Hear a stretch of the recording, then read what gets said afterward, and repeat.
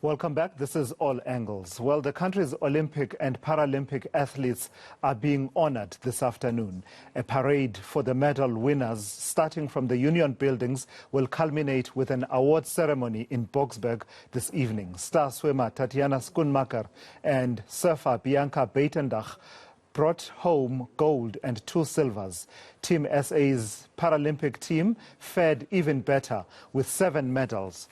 Ntando Mahlangu added 2 golds to the total. ENCA's Hlonim Timkulu and Morena Motupi will bring you updates throughout the afternoon. And Hloni, thank you for your time.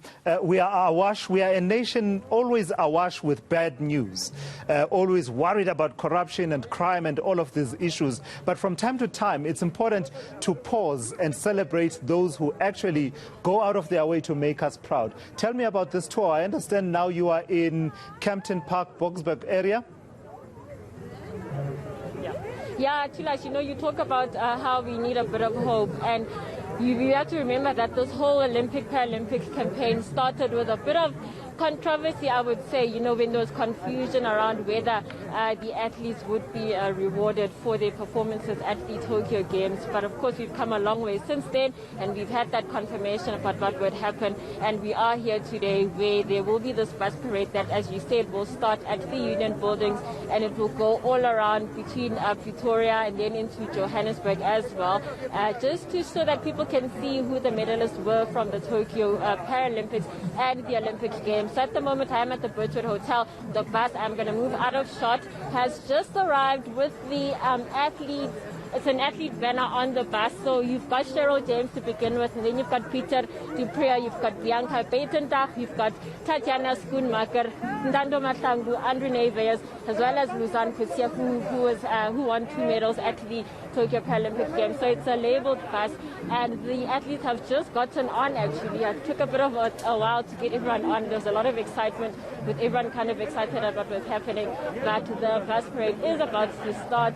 We are going to pick up Tatiana and Ntando at the HBC in Pretoria, which is their base, and then the tour will officially get going. But as you say, it is a little bit of hope that the athletes are offering to South Africans during what some would say are dark times. Just tell me about the energy around this tour, Hloni, because, there was a sense of we don't celebrate the Paralympians as much as we celebrate, say, the Springboks, for example, when they've done us proud at the World Cup in 2019, or even, by comparison, with the Olympic teams. Yeah, and when you think that the Olympic Games ended, and when the Paralympic Games ended as well, it's been a while since the Games ended. But the fact that the department made good on their promise that they would celebrate these athletes, says a lot about what the department wanted to do. And in the whole process, they've been big on it's the Olympic team and it's the Paralympic team as well. I think we always concentrate on the Olympic team and forget that the Paralympic team actually always comes back with more medals than the Olympic team. So there's a lot of excitement just being here. There's music on, but just listening to everyone. Some of them haven't seen each other for a few weeks. There've been a few other celebrations, like one sponsor, Toyota, also has something for the athletes.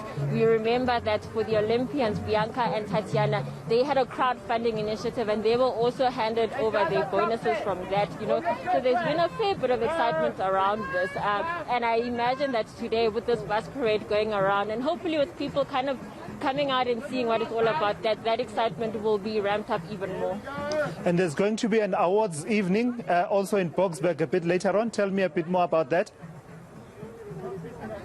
Yes, so this evening, I think it starts at 6 o'clock, the sports minister, he's not here now, the department isn't here per se now, but it's SASTAC at the moment, and the sports trust, who are quite obviously involved with the Olympic and the Paralympic team. But this evening, the sports minister will have a recognition of excellence awards dinner. It is something that he's done before. Remember that last year when Banyana won the COSAFA Cup, they were congratulated with a host of other athletes as well, like the cricket team, the women's cricket team, after they had done well at last year's T20 World Cup. So it's something that he's trying to do. I know we call him what we call him, the Minister of Condolences and Congratulations, but it is something that he has tried to do quite a bit of. And so this evening will be about celebrating the athletes. And we are getting on the bus, I believe, because the bus is about to go, and they were waiting for us to get on. So going to try and get on safely onto the bus and get going with this tour around Joburg and Pretoria.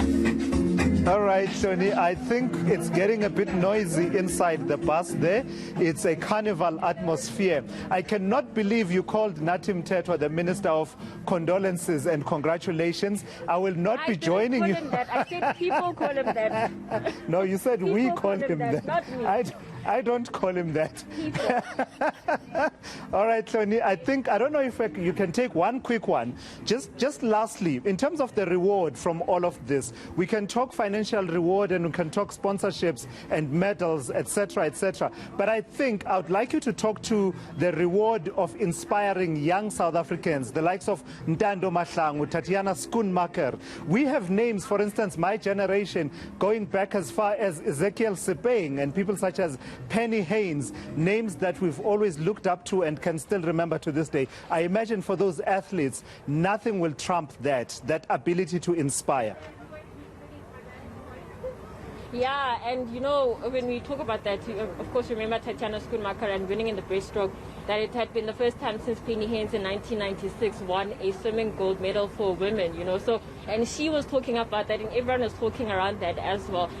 But all of them, when they were asked, we had another celebration event a few weeks ago, and when they were asked just about their plans and what the financial benefit of all of this means, they said that we don't do this for the financial gain, we do it for the passion. But they also spoke about how they want to inspire other youngsters. They want this to plant back to communities. They spoke about some of them trying to have like an academy, like a swimming academy, where other youngsters can come through and learn how to swim. And Ntando's very big. I mean, he's only 19, but he's already talking about things like that, about inspiring other children. And he's actually quite an inspirational figure, actually, within the Paralympic movement in South Africa. So there is a lot of that amongst the athletes beyond, as you say, the financial gain that this all is about today. All right, Hloni, you are in the fun bus, the party bus. Let's leave you there to continue with that tour. That's ENCA's Hloni Mthimkhulu there with our Paralympians and our Olympic team, people who have come back from the Olympics as they do that tour, and they are being recognized, which is absolutely great.